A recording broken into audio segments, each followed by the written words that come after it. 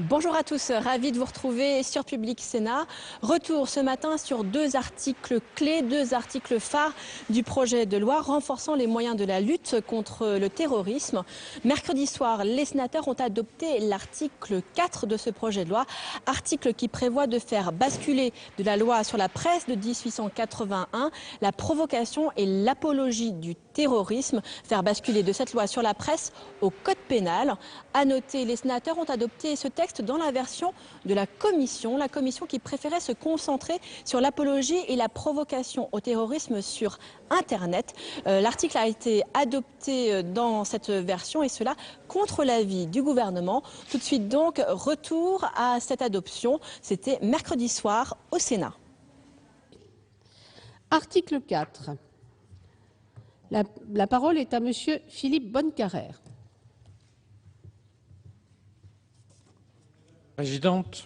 Madame la Présidente, Monsieur le Ministre, mes chers collègues, la lutte contre le terrorisme exige une unité nationale.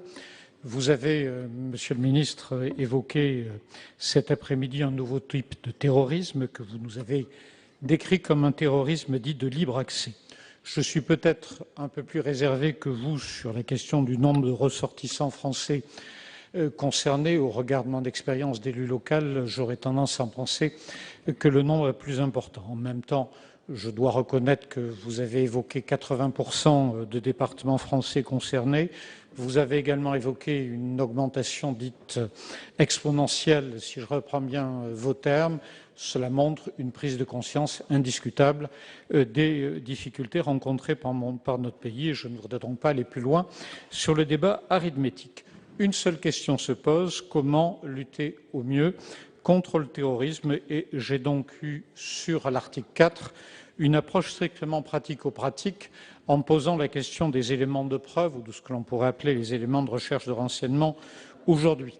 Nous savons que les pouvoirs sont différents en matière de flagrant délit ou en matière d'enquête préliminaire et dans cette matière, je suis persuadé que la plupart des dossiers seront traités dans le cadre d'enquêtes préliminaires et non pas de flagrant délit.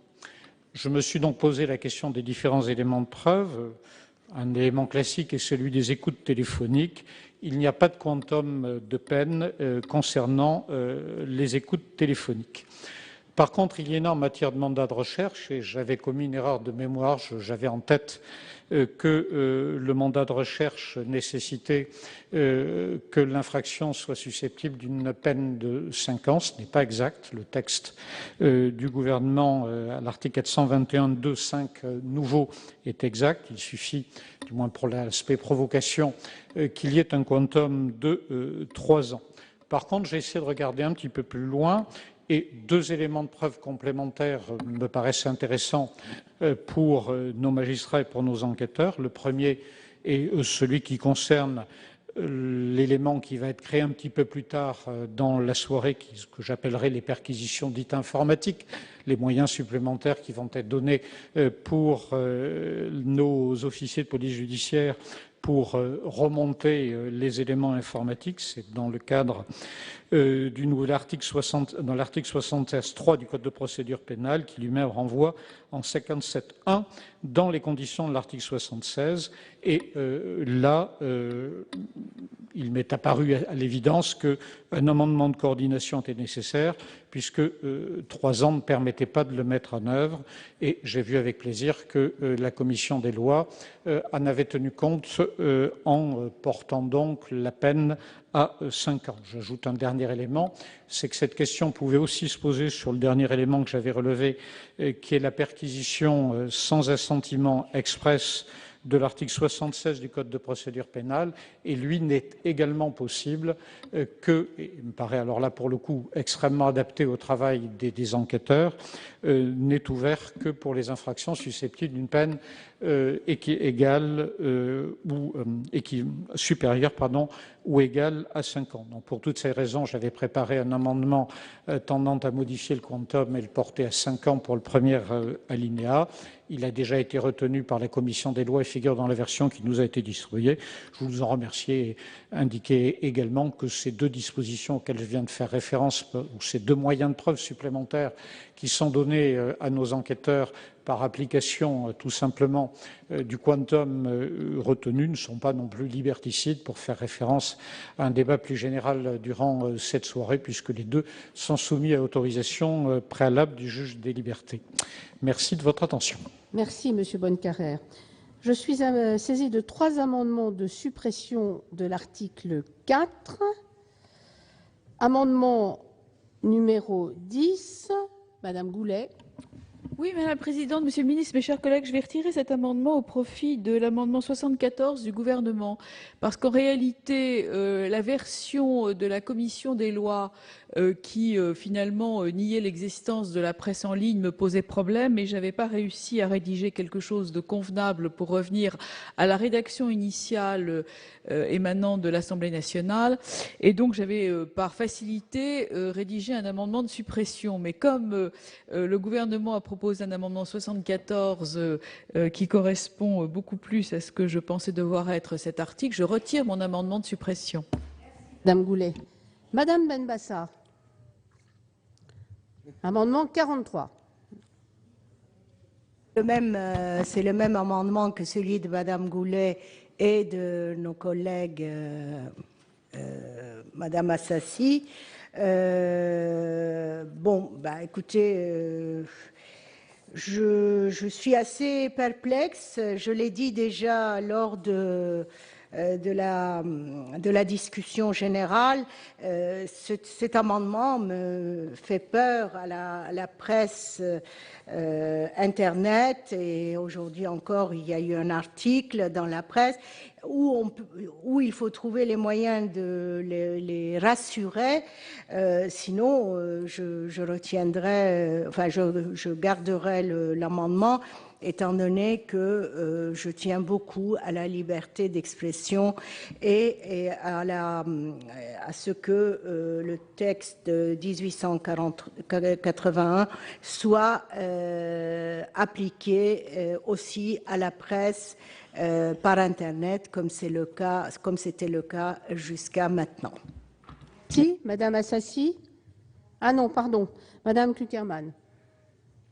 Madame la Présidente, Monsieur le Ministre, mes chers collègues, je crois qu'à travers la demande de suppression, en tout cas de cet article 4 en l'état, pour dire effectivement que nous partageons l'avis qui a été émis par la Commission consultative des droits de l'homme sur le point rendu le 25 septembre dernier, qui recommande de ne pas inscrire dans le Code pénal la provocation publique aux actes de terrorisme non suivis des faits, ainsi que l'apologie publique du terrorisme.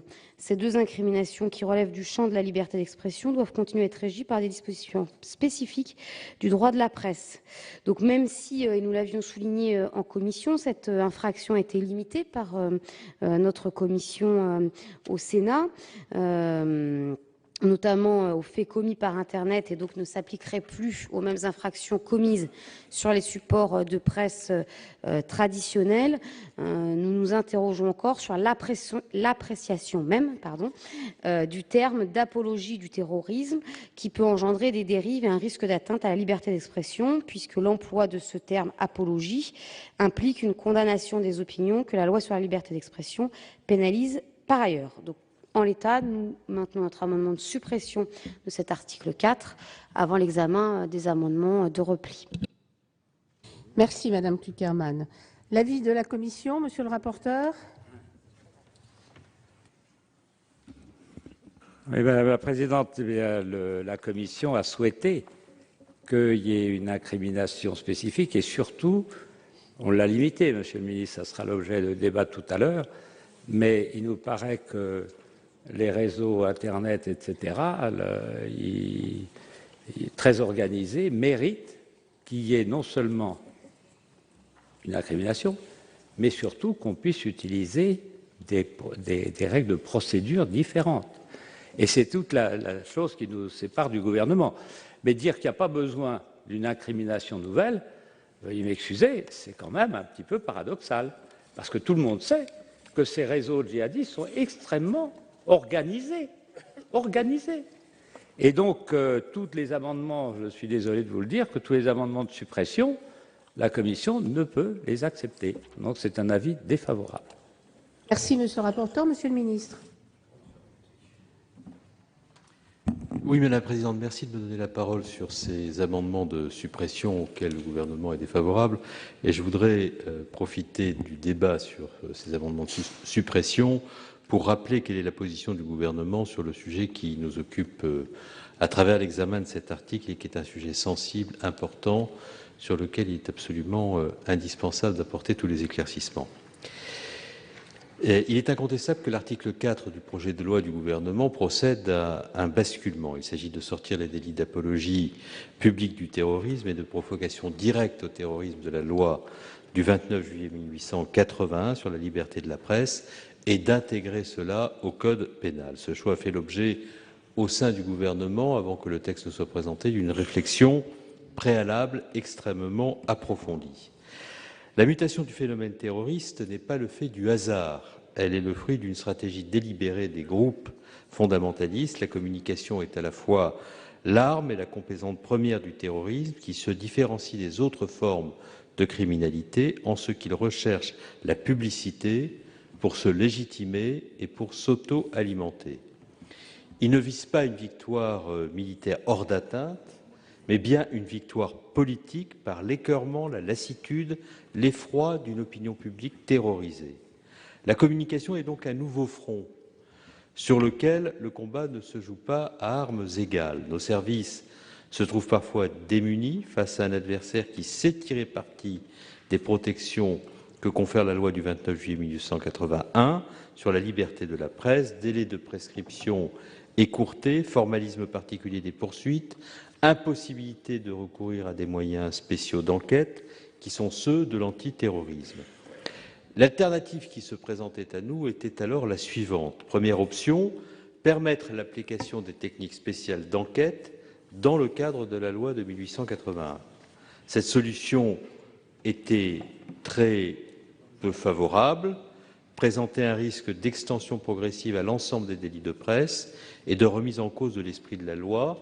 Nous l'avons donc écarté pour répondre aux préoccupations formulées par un certain nombre d'entre vous et que le gouvernement partage totalement sur la liberté de la presse. Deuxième option, laisser l'apologie dans la loi de 1881 et transférer la provocation au terrorisme dans le cadre du code pénal.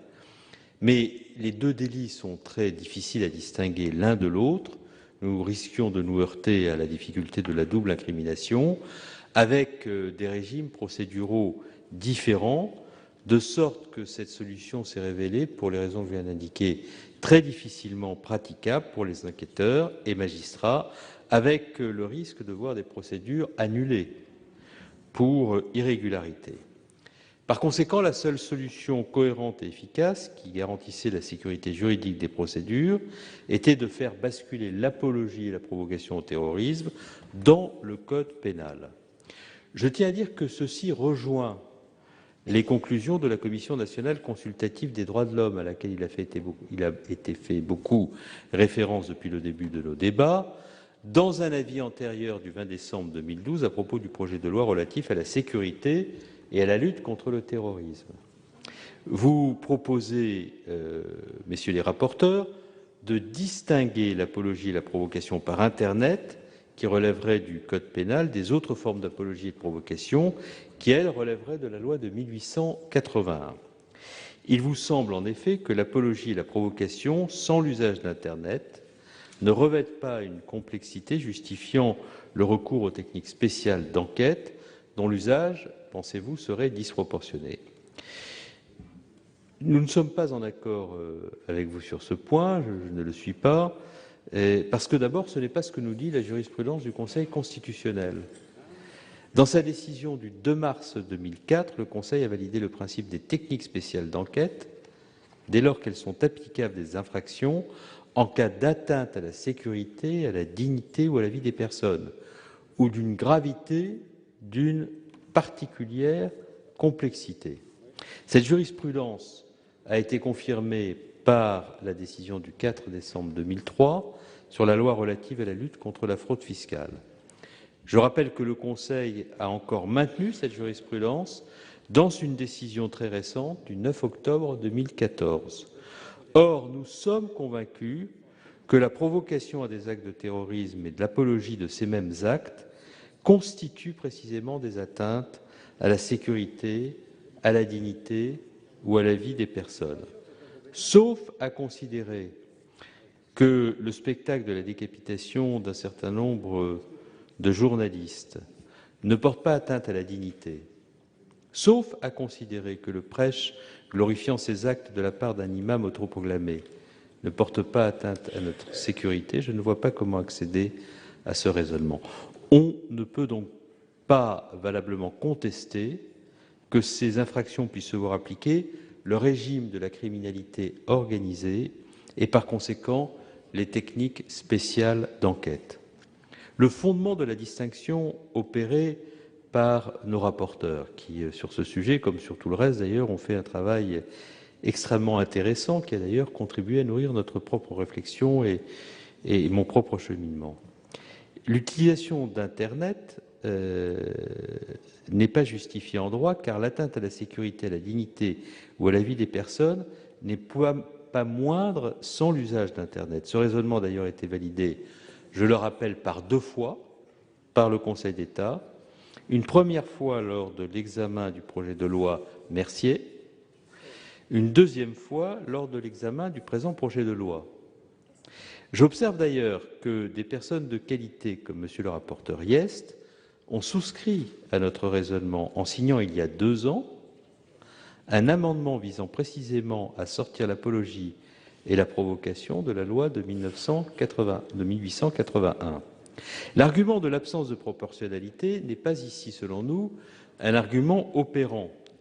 À l'inverse, il ne paraît pas souhaitable de laisser subsister dans des cadres distincts, monsieur le rapporteur Hyest, il ne paraît pas souhaitable de laisser subsister dans des cadres distincts des incriminations dont les éléments constitutifs sont identiques, sans s'exposer à un risque juridique majeur.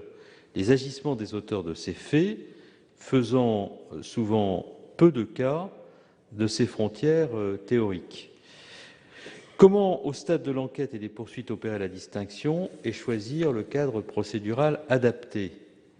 La loi ne peut avoir pour conséquence de plonger les praticiens dans un embarras sans fin, notamment sur des questions aussi délicates, et les justiciables dans l'incertitude. J'ajoute que laisser l'apologie et la provocation du terrorisme sans Internet dans la loi de 1881 nous laissera démunis face à la propagande en milieu carcéral, dont on sait le rôle qu'elle joue également, comme l'a montré le cas de Mehdi Demouche, l'auteur de la sanglante fusillade du musée juif de Bruxelles. Non seulement les techniques spéciales d'enquête ne seraient plus utilisables, mais la centralisation des poursuites ne serait plus assurée par le pôle antiterroriste du parquet de Paris, alors même que l'efficacité de notre dispositif repose depuis 30 ans sur la centralisation et la spécialisation. Enfin et surtout, le passage de l'apologie et de la provocation au terrorisme dans le code pénal ne signifie nullement le basculement dans un régime policier, comme j'ai pu le lire sous un certain nombre de plumes que je considère comme mal inspirées. Et là aussi, je veux donner des explications précises. En premier lieu, parce que les éléments constitutifs de ces infractions demeurent inchangés. Seuls leurs fondements juridiques et leur cadre procédural évoluent, de sorte que leur champ d'application ne s'en trouve nullement étendu. C'est très important, ça, et c'est très important de le préciser dans les débats. Il n'est pas un fait qu'il ne serait pas susceptible de poursuites pénales aujourd'hui et qu'il le deviendrait demain au terme de la loi. Ensuite, car nous restons bien évidemment dans un cadre judiciaire, le contrôle exercé par le juge qu'il le soit dans le cadre de la loi de 1881 ou dans le cadre du Code pénal, demeure exactement le même. À ce propos, rien ne justifierait, comme le propose un certain nombre de groupes, de différencier l'apologie et provocation au stade des poursuites en permettant le recours à la comparution pour l'un et non pour l'autre. Qui peut croire sérieusement, au vu de ces éléments, qu'un journaliste, un chercheur, sera inquiété demain alors qu'il ne l'est pas aujourd'hui? Cet argument n'est pas sérieux. J'observe également que parmi les membres de l'Union européenne, la France est le seul pays dont la répression de la provocation aux actes de terrorisme, qu'elle soit directe ou indirecte, relève de la loi sur la presse et non du code pénal ou d'une législation antiterroriste. C'est le seul pays. Vous pouvez regarder. C'est ce qui ressort très clairement du rapport en date du 5 septembre 2014 de la Commission européenne sur la mise en œuvre de la décision 4 du Conseil du 28 novembre 2008 relative à la lutte contre le terrorisme. Contrairement à ce que d'aucuns prétendent, l'article 4 de ce projet de loi donnera les moyens de combattre la parole mortifère tout en préservant scrupuleusement les libertés publiques. Je vous demande donc, mesdames et messieurs les sénateurs, d'adopter l'amendement du gouvernement visant à rétablir l'article 4 du projet de loi dans sa rédaction originelle, et je vous demande aussi de bien vouloir rejeter les amendements de suppression de cet article pour toutes les raisons que je viens d'indiquer. Ayant présenté les choses de façon complète, je ne reviendrai pas, bien entendu, à l'occasion de chaque amendement sur l'ensemble des sujets que j'ai voulu évoquer globalement parce qu'il y a une cohérence de la démarche du gouvernement qui justifie que je me sois exprimé en une traite sur ce sujet, en essayant d'être le plus précis possible, de manière à ce que ce que je viens d'exprimer au nom du gouvernement soit dans le compte-rendu de nos débats. Merci, Monsieur le ministre. Je vais mettre aux voix les deux amendements de suppression de l'article 4 qui ont reçu des avis défavorables de la Commission et du gouvernement. Y a-t-il des explications de vote? Madame Cukierman.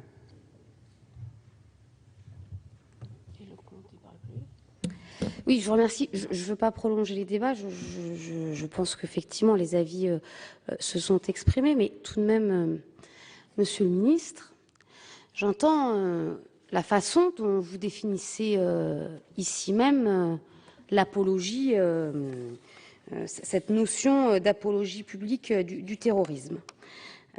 Cependant, je me permets de le dire, ce n'est que votre appréciation. Je la partage et je trouve qu'effectivement, si définition il y avait de dire que c'est l'appel à la haine, au meurtre et à la décapitation et la projection sur les réseaux Internet. Non, je ne sais pas si en fait on m'écoute. Si.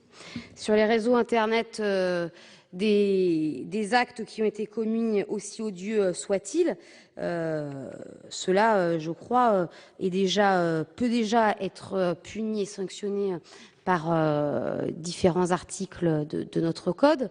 Et donc, vous comprendrez bien notre interrogation sur le fait de sortir, et même si la commission des lois a été restrictive et il ne s'agit plus que de la question d'Internet, mais de sortir de la loi de 1880 pour le faire rentrer dans le code pénal cette apologie, parce que de fait, la définition reste floue et peut donc, sous le coup de l'interprétation, être étendue à d'autres faits, à d'autres actes que ceux que vous avez ici clairement évoqués. Et permettez-moi également de souligner, parce que je crois que c'est bien là qu'on se rend compte aussi de la difficulté de ce texte, c'est que l'absence de la garde des Sceaux et du travail, en tout cas en lien avec la chancellerie, sur ces questions-là, nous pose aussi un souci, parce qu'on sent bien à travers cet article, mais on l'aura demain matin sur d'autres articles, la difficulté d'appréciation, et que ça aurait pu être intéressant également que nous ayons un regard complémentaire, j'allais dire un regard complémentaire au vôtre dans la solidarité gouvernementale, mais en tout cas, vu de la chancellerie, sur un certain nombre des propositions qui sont faites dans ce texte de loi que vous nous proposez. Donc nous maintenons la demande de suppression de l'article 4. Merci, cher collègue. Monsieur Lecomte. Merci, Madame la Présidente. Je reviendrai plus en détail tout à l'heure lors de la présentation de mon amendement. Je dois dire que je ne voterai pas cet amendement de suppression parce que les auditions m'ont convaincu de la nécessité d'une incrimination spécifique qui n'a pas vocation à réprimer différemment un abus de liberté d'expression. Un abus de liberté d'expression doit être réprimé selon les règles actuelles de la loi sur la presse. Par contre, il apparaît que qu'il fasse un abus de liberté d'expression dans un système qui est un système d'incitation au terrorisme doit être réprimé d'une manière différente par une incrimination nouvelle. Incrimination nouvelle qui protège le simple abus de liberté d'expression, aussi horrible qu'il soit, mais qui ne charge pas la barque et qui ne va pas permettre, contrairement à ce qui est envisagé dans le texte ou dans l'amendement du gouvernement, qu'un abus de liberté d'expression, lorsqu'il concerne le terrorisme, soit en lui-même un acte terroriste. Ça, ce n'est pas acceptable. Il faut bien séparer les choses. Et d'ailleurs, je remarque que les auteurs du projet de loi en sont eux-mêmes conscients, puisque finalement, effarés par leur propre audace, ils ont mis en place des dispositions spécifiques pour la manière dont on fait les recherches et on procède à l'instruction, justement pour protéger, parce que sortir un abus de liberté d'expression de la loi sur la presse, c'est un acte grave, et je crois qu'il ne faut pas le faire. Donc, plutôt, j'ai été convaincu qu'il y avait besoin d'une incrimination spécifique, et c'est l'objet de mon amendement de tout à l'heure, que je présenterai tout à l'heure, mais je ne pense pas qu'on puisse, dans cette loi ayant vocation à lutter contre le terrorisme, fermer les yeux sur la nécessité de créer une incrimination particulière, et c'est la raison pour laquelle je préfère que dans cet article 4, une incrimination spécifique qui protège la loi sur la presse soit mise en place. C'est la raison pour laquelle je voterai contre votre amendement, mais je défendrai tout à l'heure un amendement qui a vocation à défendre la loi sur la presse et à cibler ce qui fait mal, ce qui est le début d'un acte terroriste. Bien, merci. Je mets aux voix les deux amendements de suppression de l'article 4. Qui est pour? Qui est contre? Les amendements ne sont pas adoptés. Monsieur le ministre, mes chers collègues, je vous propose, si vous en êtes d'accord, de proposer notre séance jusqu'à minuit et demi. Ça nous permettra de finir l'article 4. Est-ce que, monsieur le ministre, pas de problème? Parfait. Alors, je suis saisie de 5 amendements faisant l'objet d'une discussion commune. Le 7 rectifié, monsieur Lecomte.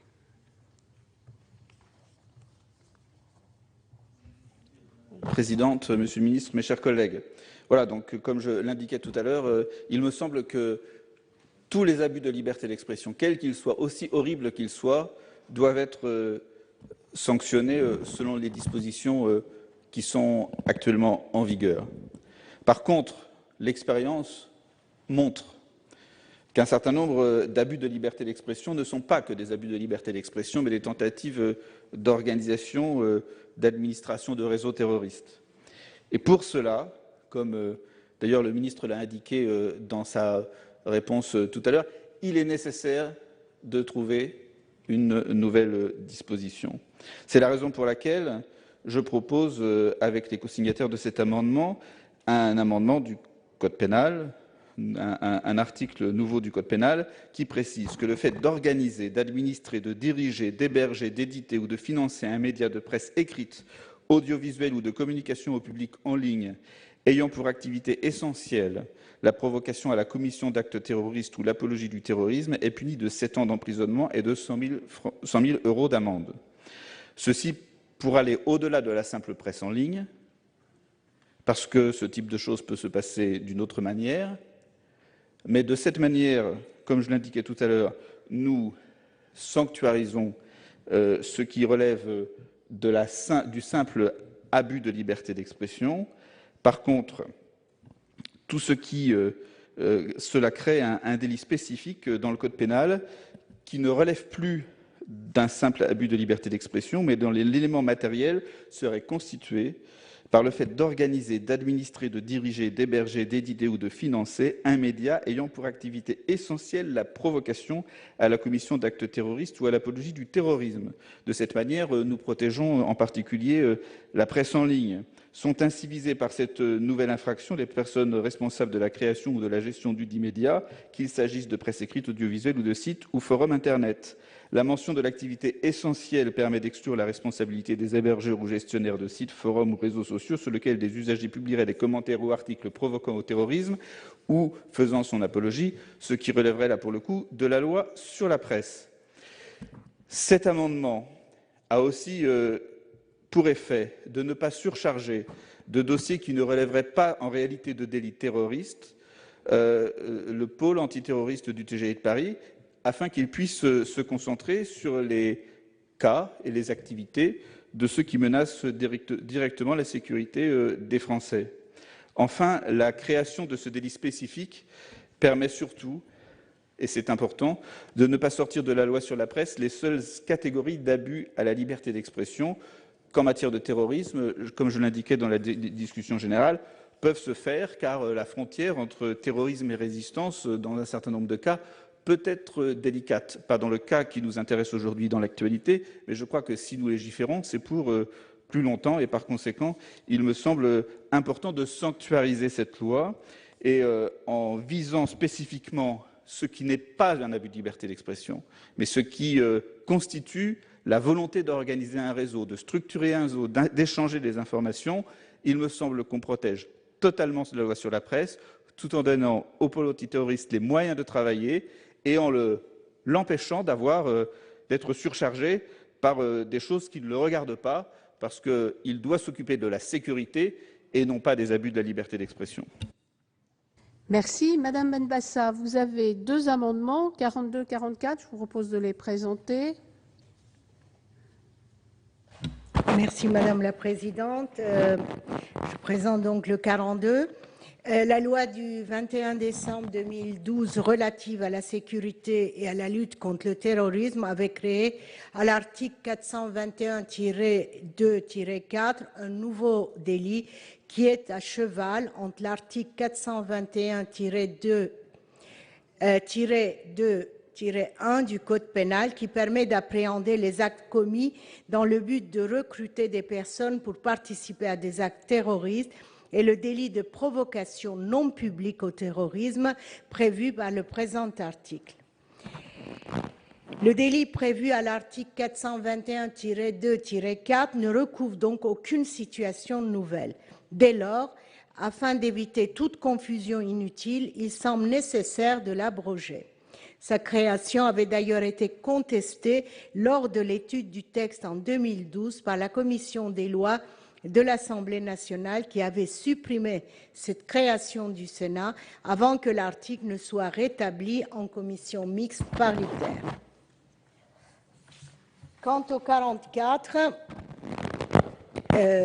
nous l'avons déjà évoqué, n'est-ce pas, l'article 4 prévoit de sortir du régime procédural de la loi de 1881 les délits de provocation aux actes de terrorisme et d'apologie d'actes de terrorisme pour qu'ils puissent figurer dans le code pénal. Il ne faut pas confondre, n'est-ce pas, la provocation et l'apologie qui reste une opinion qui, si elle peut être parfaitement odieuse, n'incite pas directement à commettre une infraction.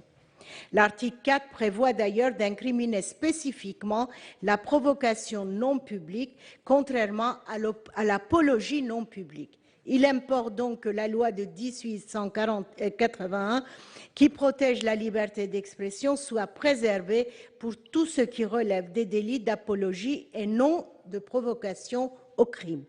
Je l'ai dit, les modifications récurrentes apportées à cette loi la fragilisent, alors qu'une approche et une réflexion globale seraient nécessaires.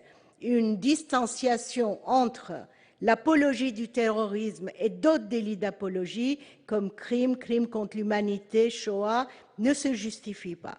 Nous proposons donc que le délit d'apologie des actes de terrorisme reste soumis aux dispositions de la loi de 1881, contrairement à la provocation aux actes de terrorisme qui pourrait trouver sa place dans le code pénal. Merci. Merci, Madame Benbassa. Monsieur le ministre. C'est un amendement qui propose le rétablissement du texte initial dont j'ai déjà présenté le contenu, donc je propose de ne pas recommencer si tout le monde en est d'accord et je sens que c'est le cas. Bien, merci Monsieur le ministre. Monsieur le rapporteur, quel est l'avis de la commission? Excusez-moi. Sur l'amendement 7 rectifié d'abord, Madame la Présidente, c'est ça? C'est dans l'ordre, non? Monsieur le rapporteur, je vous prie de m'excuser, mais j'ai omis d'appeler l'amendement 45 de Madame Benbassa. Ah oui. Je vous prie de m'excuser.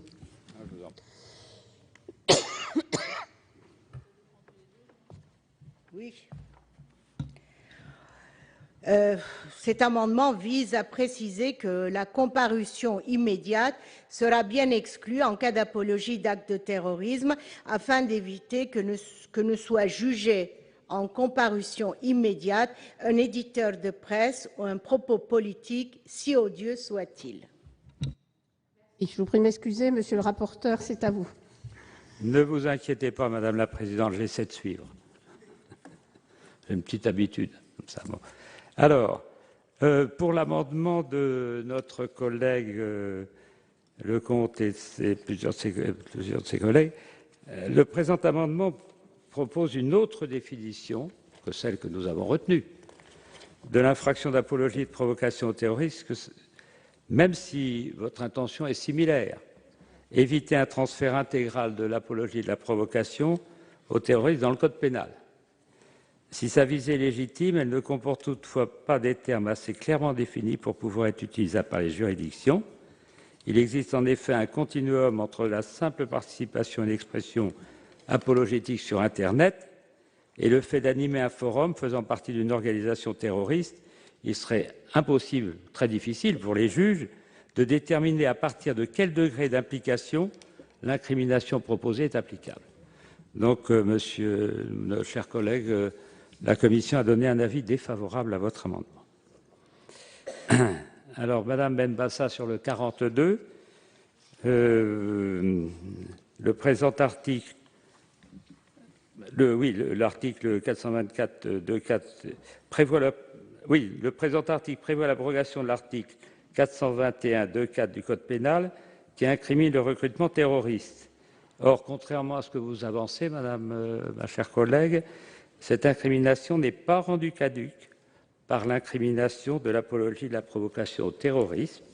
En effet, si le recrutement peut parfois être rattaché à l'association de malfaiteurs, ce n'est pas toujours le cas et la création de la présente infraction a bien comblé un vide juridique. Donc c'est un avis défavorable. Le 44, vous proposez de n'introduire dans le Code pénal que la répression de la provocation au terrorisme, l'apologie restant dans la loi du 29 juillet 1881. Or, les juges nous ont indiqué que dans la pratique, il était très difficile de distinguer apologie et provocation et que seule l'utilisation conjointe des deux notions permettait souvent de poursuivre les actes concernés. Il ne paraît donc pas pertinent de faire cette distinction. C'est un avis défavorable.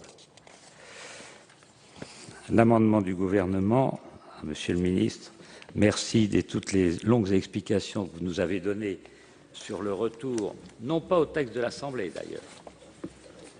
Je note qu'il y a quand même une petite distinction, mais surtout au texte du gouvernement.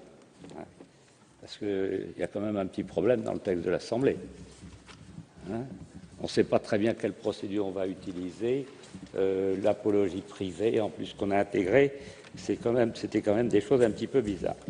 Alors, Monsieur le ministre, je ne vais pas répondre aussi complètement que vous vous êtes exprimé, mais je voudrais vous dire pourquoi nous avons fait la distinction. Après beaucoup de réflexions, vous savez, puis de consultation, et pour être efficace aussi dans la lutte contre le terrorisme. Ah oui, pour être efficace. Bon, et bien distinguer ce qui relève de l'excès de liberté d'expression qui peut être poursuivi. Il y a des gens qui font l'apologie du racisme. Ça peut entraîner très loin. C'est quand même la loi sur la presse. Qui font l'apologie des crimes contre l'humanité. C'est toujours dans la loi sur la presse. Alors on peut très bien faire évoluer les choses, mais il y a des tas de délits qui sont traités parce que c'est des abus de la liberté d'expression. C'est des abus de la liberté d'expression. Quand ça devient de la provocation, quand ça devient de l'apologie, etc., c'est complètement différent, ce qui concerne le terrorisme. Mais on a cherché, Monsieur le ministre, pour être clair, ce qui était le plus objectif possible. Et aujourd'hui, ce que nous ont dit tous les juges, c'est tous ces réseaux Internet qui sont financés, qui ont des moyens colossaux de communication. Ce sont des professionnels. Et c'est ceux-là qui irriguent tous ces réseaux, les réseaux sociaux, etc. On verra comment essayer de les empêcher. Mais c'est ceux-là qui sont à craindre le plus. Les autres, les moyens existent et ont été utilisés, contrairement à ce qu'on a dit. Et bien sûr, notre souci, vous avez une interprétation de la jurisprudence constitutionnelle, ça m'étonne d'ailleurs, Monsieur le ministre, qui n'est pas tout à fait la mienne. Parce qu'il faut utiliser des moyens qui soient proportionnés. Quand c'est simplement quelqu'un qui publierait un bulletin en disant les djihadistes en Syrie sont des gens formidables, on peut dire que c'est faire de l'apologie. Hein? Est-ce qu'il faut utiliser les moyens lourds qui sont prévus pour justement, dans le code pénal, qui sont prévus notamment les techniques spéciales d'enquête. Je rappelle que le Conseil constitutionnel dit qu'elle ne devrait être mise en œuvre que pour des infractions très graves et complexes. Vous avez cité une décision du Conseil constitutionnel, mais je vous rappellerai la censure du Conseil constitutionnel en ce qui concerne l'utilisation de la garde à vue de 4 jours pour la corruption et le trafic d'influence, ainsi que la fraude fiscale et douanière dans la lutte contre la fraude fiscale. C'est un exemple. Donc il y a toujours le souci du Conseil constitutionnel de proportionner les moyens à la gravité des infractions. Parce que quand même, pour les infractions les plus graves, c'est la compétence de la juridiction parisienne. Très bien, ça c'est très utile. La surveillance, l'infiltration, interception des correspondances, sonorisation, captation de données informatiques, mesures conservatoires sur les biens saisis. Et d'ailleurs, Monsieur le ministre, vous êtes tellement aperçu qu'il ne fallait pas exagérer que vous avez écarté l'application de la prescription de 20 ans, qui figure normalement dans ce genre de choses, de la garde à vue de 4 jours et des perquisitions de nuit. Donc on sent bien qu'il y a une hésitation. Et nous, ce qu'on cherche, c'est que ça soit imparable. Et il nous paraît que le plus important, c'est de lutter contre les réseaux djihadistes sur Internet. C'est là la différence. C'est pas du tout pour affaiblir la possibilité pour la justice de poursuivre ces actes, mais ça nous paraît beaucoup plus objectif. Voilà où on en est. C'est pourquoi, Monsieur le ministre, je suis désolé, puisqu'on a pris une autre position après mûre réflexion, nous ne sommes pas favorables, mais après tout, la discussion n'est pas terminée en ce qui concerne nos débats avec l'Assemblée. Ce qui nous importe, je vous le dis, c'est vraiment d'avoir une procédure incontestable sur le plan constitutionnel, une procédure incontestable, et en même temps lutter contre ce qui est le plus dangereux aujourd'hui, c'est les réseaux par Internet. Et en plus, l'utilisation de réseaux Internet est parfaitement objective. Voilà les raisons pour lesquelles la Commission des lois défend la position qu'elle vous propose, et donc est défavorable à l'amendement du gouvernement. Alors, monsieur le rapporteur, vous allez oublier l'amendement que j'avais oublié. Ah bah oui, c'est normal. Le 45. Il doit être oui, 45. Je suis défavorable, je sens ça, mais je voudrais quand même ne pas être discourtois. Le 45, si j'ai tout.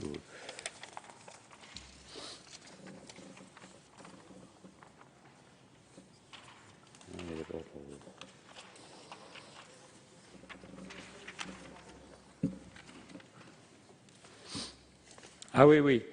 Vous voulez exclure du champ des procédures de convocation par procès-verbal et de comparution immédiate le délit d'apologie du terrorisme. Vous avez bien compris que nous, on souhaitait, c'est le cas, qu'il puisse y avoir, bien entendu, comparution immédiate. Donc c'est un avis défavorable. Monsieur le ministre. Bien, Madame la Présidente, je me suis exprimé longuement sur tous ces sujets, donc je ne vais pas alourdir le débat. J'ai le même avis que celui du rapporteur sur tous les amendements, à l'exception de l'amendement que j'ai présenté moi-même et auquel, par cohérence, je suis bien entendu favorable, sinon je ne l'aurais pas présenté. Merci, Monsieur le ministre. Je vais mettre aux voix les amendements. Y a-t-il une prise de parole? Monsieur Lecomte. La présidente, il est vrai que le texte de la Commission, tel qu'il a été modifié, répond en fait à cette préoccupation de vouloir être efficace tout en sortant le moins possible de la loi sur la presse. Mais il y a une fragilité au texte, c'est que quelque chose qui pourrait être fait sur un média passerait dans le code pénal, alors que sur un autre média, il resterait sur la loi sur la presse. Dans tous les cas, c'est vrai que c'est compliqué, mais je me permets de redéfendre mon amendement, qui a été aussi inspiré par l'audition du pôle antiterroriste, qui souhaite ne pas être trop chargé par des abus de liberté d'expression. Et j'ajoute encore, avant de conclure, deux choses. C'est que si on commence à sortir ce qui relève d'un abus de liberté d'expression de la loi sur la presse, d'une manière ou d'une autre, il y aura d'autres souhaits derrière, sur d'autres questions, que ce soit sur l'apologie de crimes de guerre, de crimes contre l'humanité, de négation de génocide. Et je crois que, finalement, c'est toute la construction de notre liberté d'expression qui sera remise en cause. Et enfin, je m'interroge sur justement le besoin de protéger cette liberté d'expression et donc cette loi sur la presse, qui est un des éléments fondateurs de notre République, qui avait été rappeler cette liberté d'expression dans la décision du Conseil constitutionnel du 28 février 2012. Et je crois que nous devons avoir en tête lorsque nous déciderons des votes que nous ferons sur ces amendements. Je vous remercie. Y a-t-il d'autres explications de vote?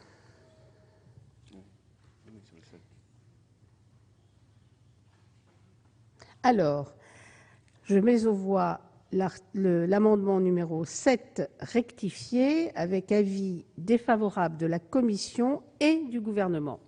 Qui est pour?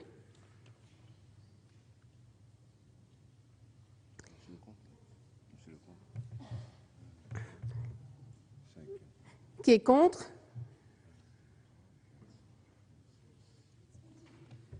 Qui s'abstient? Il n'est pas adopté. Amendement numéro 42 de Madame Benbassa, avec avis défavorable de la Commission et du Gouvernement. Qui est pour? Qui est contre? Qui s'abstient? Il n'est pas adopté. Amendement 44 de Madame Benbassa, avis défavorable de la Commission et du Gouvernement. Qui est pour? Qui est contre? Qui s'abstient? Il n'est pas adopté. Amendement 74. Alors, Monsieur Mercier veut prendre la parole. Je vous en prie.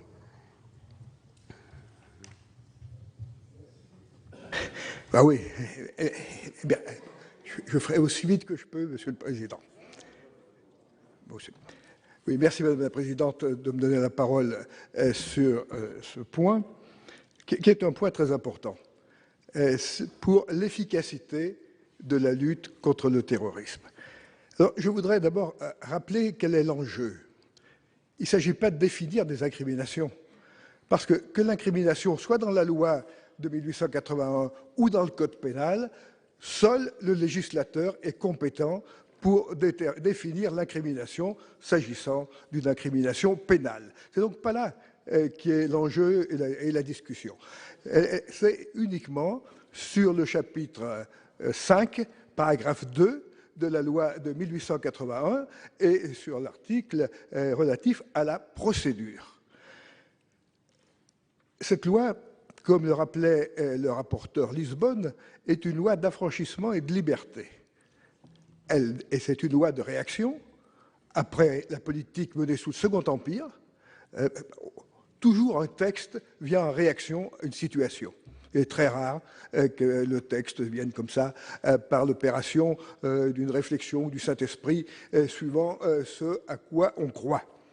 Il fallait réagir sur les pratiques du Second Empire, c'est la loi de 1881. Et tous, nous sommes attachés à cette loi. Mais quand on regarde la procédure telle qu'elle est fixée dans ce paragraphe 2 du chapitre 5 de la loi de 1881, on voit bien que cette procédure n'est pas celle que l'on doit utiliser, que l'on peut utiliser pour lutter contre le terrorisme. Et c'est probablement là qu'il y a une différence entre nous, mais si cette procédure était efficace, ça se saurait depuis longtemps s'agissant du terrorisme. Le rapporteur Georges Aquiest a cité un certain nombre d'exemples. Je lui rends volontiers justice en disant qu'il a raison sur les exemples qu'il a cités. Mais lorsqu'il s'agit de faire l'apologie de crimes contre l'humanité, ce sont des actes passés dont on parle. Là, il s'agit de préparer des actes futurs et de préparer des actes qui vont générer du terrorisme. Ce n'est pas du tout la même situation que de faire l'apologie des actes qui sont accomplis et puis empêcher la propagation d'informations qui vont permettre la perpétration d'actes criminels terroristes. C'est ce qui me fait dire que nous ne pouvons pas rester dans le cadre de la loi de 1881 parce qu'il s'agit de lutter contre le terrorisme.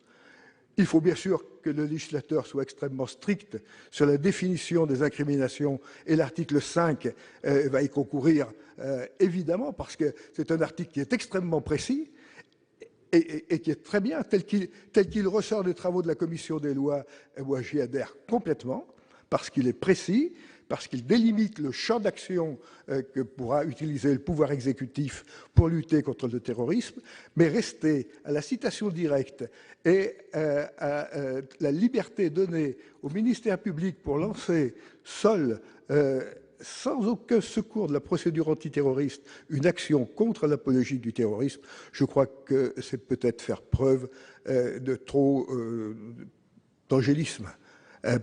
Puisque ceux qui utilisent cette procédure-là sont tout sauf des anges, et c'est la raison pour laquelle je voterai l'amendement du gouvernement. Merci, Monsieur Mercier. Y a-t-il d'autres interventions? Bien, alors, je mets aux voix l'amendement 74 du gouvernement, qui a reçu un avis défavorable de la commission, qui est pour l'amendement du gouvernement. Alors, 1, 2, 3, 4. Qui est contre?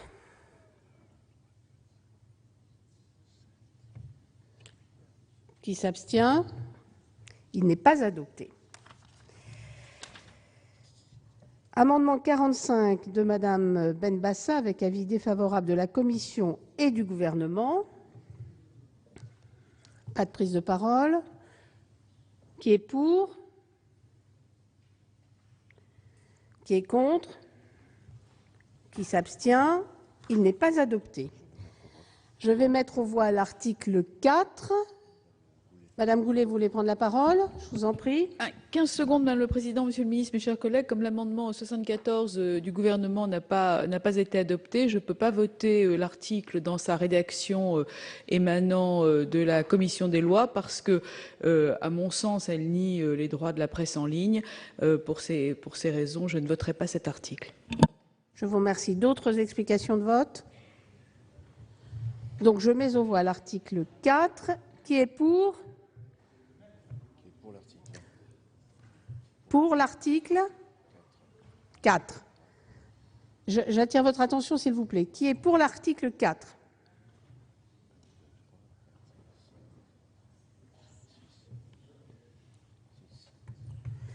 Qui est contre?